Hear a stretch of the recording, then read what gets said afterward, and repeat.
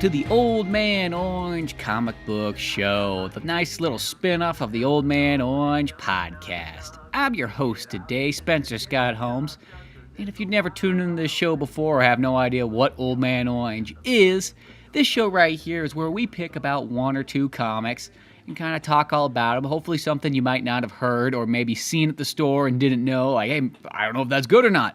So we'll talk about it and kind of go from there, and I do this along with my other co-host, Ryan Dunnigan, and this is kind of our little solo podcast. Each person picks a different book.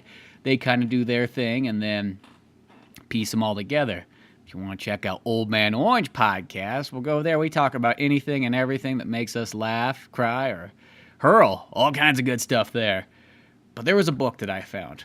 I was going to the store, just getting my usual stuff, picking up, Batman, Green Arrow, Nightwing, whatever else I had going on. And then this one kind of poked out at me. I saw it sitting there, graphic novel, and it was called Renato Jones, The 1%, Season 1. And I looked at that and I was like, okay, cool. I like the cover art. That's mostly what brings me in. I start flipping through it, make sure it's not different than what it is on the cover. And it's like, oh, dude, this artwork looks badass. Looks like a guy with a gun hunting down the rich people. I'm pretty much sold on it. Doesn't take a whole lot for me. And a lot of times that's always the thing that leads me in. It's like the artwork. I love seeing people that got kind of creative artwork. And I almost call it like, it's not perfect artwork, but that's almost what makes it better. Now, this comes from a guy named Kaare Kyle Andrews, and I think that's how you pronounce his first name. I'm not too sure. He's one of these guys, he's worked on things like Spider-Man and X-Men and Iron Fist and a bunch of Marvel stuff more than anything else. I think there's a couple DC things he's been involved with, but a lot of things since about 1997. I think he worked on Wizard, the comic book magazine. I'm not too sure if he was a writer or what on that. But here in this book, he not only created the story, he wrote it, he drew it, he colored it, has the whole shebang, and it's on Image, so it's self-owned. And I always like that. That's something to me, like, it's kind of like, almost like with movies. I almost appreciate the guys who write, direct, produce, more than just the guys who just kind of show up as a director's job. And that's not saying that those movies can't be awesome, but there is always something special when you see the guy have his hands in almost everything. Especially, it's almost like a Robert Rodriguez thing. When you see that he wrote it, he shot it, he directed it, he edited it, and he did the music, you're like, oh, that means he had like a hand in everything going on, so you know that that's going to be, a work of love right there.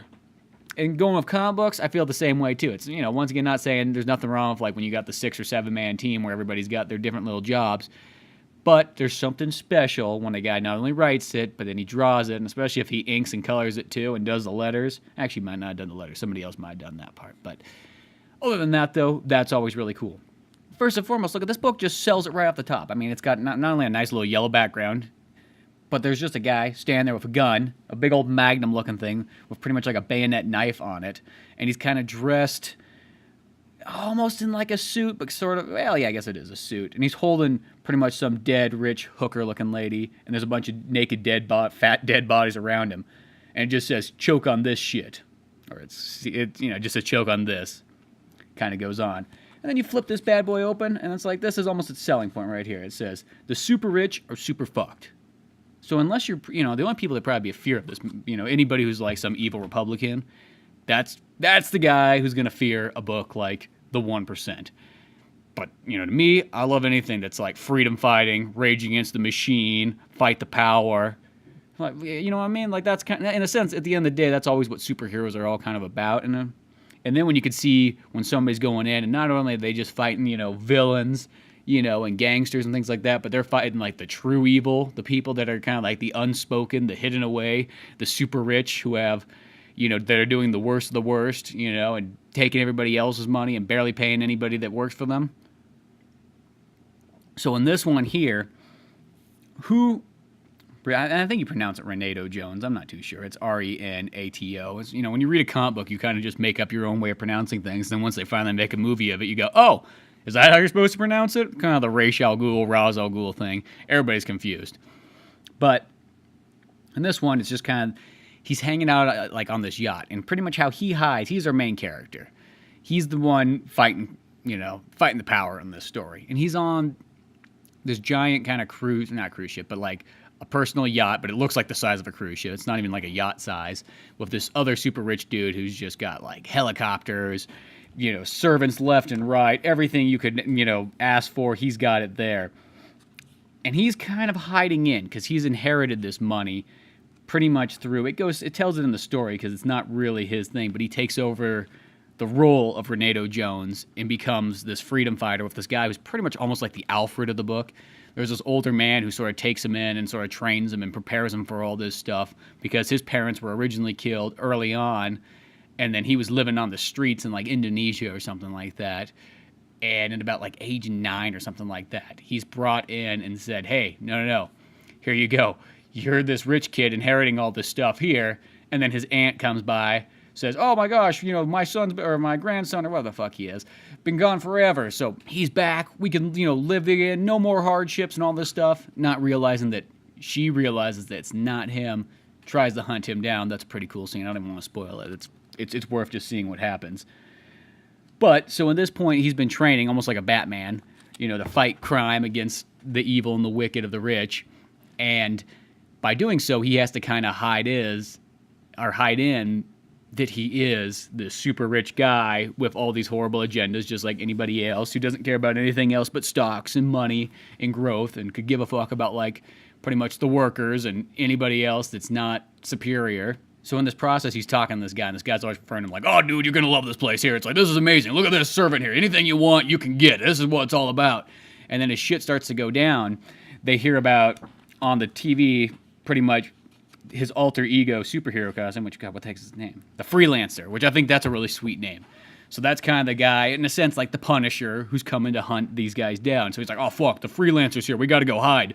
So they go into this giant bunker, and they lock themselves in, and there's an Asian girl. She comes around actually later on in the story. I think her name's like Mia or Mira, or God, I can't remember what it is. But she comes in too with them. They're supposed to all go down there, but to play the part, he kicks her out right at the last second, pretty much makes her like a sacrifice to whoever's out there. He knows because he is the one. And as they're hiding in this bunker, he's like, oh man, this is prepared for World War III. You got everything you need here, all kinds of food for 5 years, all sorts of stuff. And then next thing you know, he's looking through everything. There's all these tapes, all these cameras sitting around. It's just pretty much of like, kind of like smut film sitting there. It's like, oh yeah, gotta have your own pleasures here. You know how it is being rich. So as he's looking through, he's flipping through, there's all these like memory cards, all dated and like very well organized of all this different stuff. And he starts putting it on the background. He's like, oh yeah, you go ahead and watch that. And as he's kind of there, it's just this horrible stuff of people being tortured and murdered just for this guy's pleasure. And then, as that goes on, he realizes that, wait a second, this feed's been cut. And then the Freelancer kind of shows himself and then goes to fight him.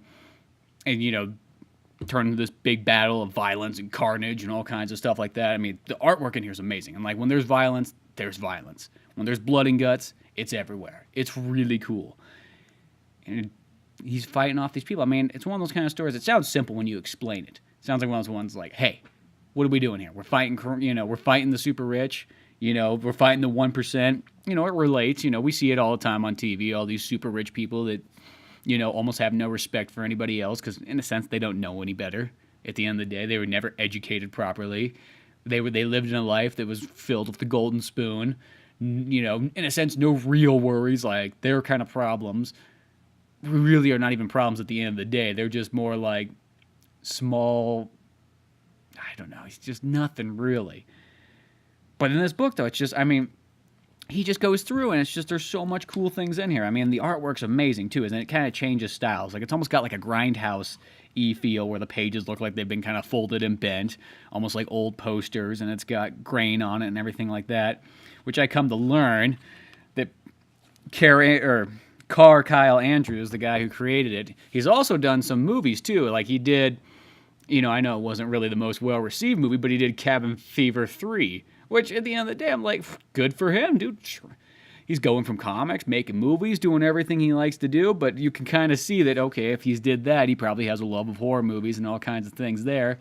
You could see that in here, because this is almost, I guess it'd be sort of slightly horror. You could describe it that way. But even as we go farther on, it's like the artwork will change, they'll have flashbacks of like when he's a kid, explaining of how he got here, how he got the money. there's a girl next door named Bliss when he finally gets all the money, and she's also another person too she was adopted into money. So she kind of knows it too, but they both have, as being children of nothing, they understand. So they kind of go back and forth. And then even as it goes farther on, there's even a chapter in here, I think it's on issue 3, that almost starts off like it looks like Sin City. It's all in heavy black and white with a little bit of gray in the dead center. And even just the way it's drawn, it reminds me a lot of Frank Miller type work. And, there's just so many different characters in here, all kinds of different stuff going on. Now I just feel like I'm almost like rambling.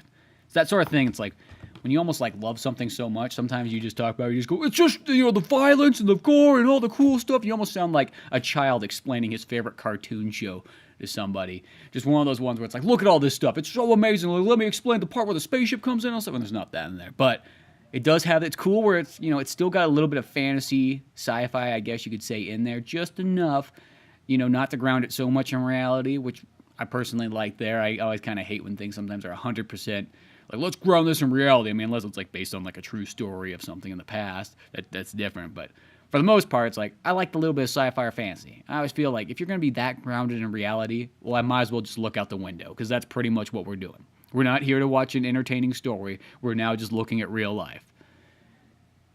Even though this is like that kind of story where it's a mix, you know what I mean? I mean, these are the people like, it's like taking the worst of the worst. And this guy's he's a Canadian guy. So, it might be that kind of weird, like, he's looking in at like how the U.S. is, almost like a Judge Dredd style. Because, it's about the U.S., but it's technically a bunch of British people looking at, oh, okay, so that's kind of what the U.S. is like. Well, let's just write about what we see from our perspective, and that's kind of what it is. That's sort of how this kind of feels, and it's like, that's not wrong. I mean, he's probably been living here for 20 plus years by now, but it still has that kind of feel, and that's not a bad thing. But yeah, it's just a really cool story that, as I said, it just jumped out at me at the comic book store. I didn't think much of it. The character looked cool. The designs were neat. I mean, it's even got cool little things as like you're kind of reading through, all of a sudden it's like there's like an ad, and you just think of it like, oh, it must just be a regular ad for something or another. And instead it's like this perfume ad or something, and you're like, oh, what the fuck? Why would there be a perfume ad in like a comic book? And then you just kind of look at it, it's like, oh, wait a second. That's almost just selling this comic book, but using kind of like almost like Richie Rich, things you would see like in Vogue magazine or something like that. And they'll have titles like comic books for the super rich. And then something in French that I'm not even going to try to pronounce. But it's kind of neat. It just like, as it changes, it like goes on and goes through different color schemes. It kind of shows the history of like how he makes his cool little revolver with like the knife on it. It originally just starts off as a regular pistol where he just tapes almost like a bayonet knife straight up to it. Well, it's more of a hunting knife, I guess, like a Rambo knife. And then later on it becomes the official gun of his. But then there's dark stuff in it too. So not only do you get later on, there's like this giant like orgy rich people party with like masks and everything. Kind of reminds me of what's the Tom Cruise movie? Eyes Wide Shut. Like sort of like that part. But instead, when he gets there, he has to once again play the part. So he's in there wearing the mask and everything and hiding out. And saying, oh yes, give me every single one of the ladies you have here. Once again, hiding his role. But as he learns farther in this party, deeper and darker in this room, he finds that there's just a bunch of children there that are just ready for to be hoarded out to all these super rich people. So he ends up killing the whole fucking area, like 50 plus rich people just being shot to death, stabbed, cut, kicked, everything. Just left to be murdered. And even to the point where he gives one guy at the very end like a chance to go. But he has no more money, he has nothing left. The guy goes, not worth it, grabs a gun, blows his head off. Being poor, he is never going to do that. That's something he cannot comprehend. But yeah, it's something, and here's the thing. The next one's coming out on May 10th, I want to say. Issue 6. So the first graphic novel you can go out and pick up, it's $10, dude. You can't beat that. It's like, you got to like that image way of like, hey, you want to see what this is all about? We'll give you the first one for practically next to nothing. And then right along the way, it's not like we have to even wait like 6 more months or something. It's like, boom, second season coming out, because that kind of looks like how he's going about it. Yeah, I don't know what more to say about this. It's just something that if you like almost like Tarantino style stuff, kind of reminds me of almost like even Natural Born Killers, but with more of a Punisher, higher, not just people going around killing things, but like the violence of that, but with like the freedom fighting of like a Rage Against the Machine album mixed with a Punisher comic. That's what you're sort of getting here. And I just thought it's just fantastic. It's all around. I think the writing's amazing. The story sucked me in. I was even reading it. There was like music playing on the background. I was like sitting in the car waiting. I was just like, oh, I'll flip open this book and just start checking it out. I read like 3 issues there. It just like phased everything else out. It was that good. Super amazing. I can't say more. Check it out. Kaare Kyle Andrews, The 1%.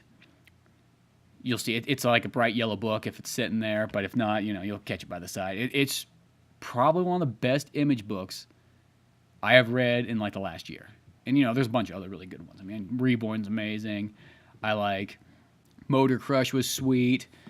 There's always Tokyo Ghost. There's all kinds of cool stuff I've picked up throughout time, but this was the one where it's like this stood out to me. To me, this was something that I really enjoyed, something that I would, my type of writing, my type of work, this inspires me to kind of, keep working on comics and things like that. The art's cool, the story's neat, the characters are good, everything about it kind of comes together.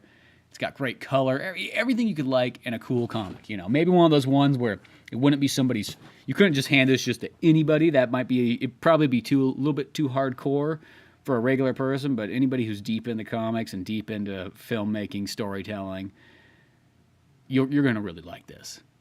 So, check out The 1%. I'll put a little link in the podcast description so you can pick it up on Amazon and support the podcast all at the same time. Won't cost you any extra, but it makes it nice and easy. If you want to see more of our stuff, go to oldmanorange.com where you'll find podcasts, comic books, animations, videos, music, all sorts of fun stuff on there. And then you can check out my comic book, Pizza Boys. It's on Amazon right now, so you just gotta type Pizza Boys with a Z, and sometimes you gotta either put it in the book section or make sure it doesn't autocorrect you. And then it's about to be on Comixology too, so there'll be a second choice coming up there. So till then, I'm Spencer Scott Holmes, and we'll see you some other time.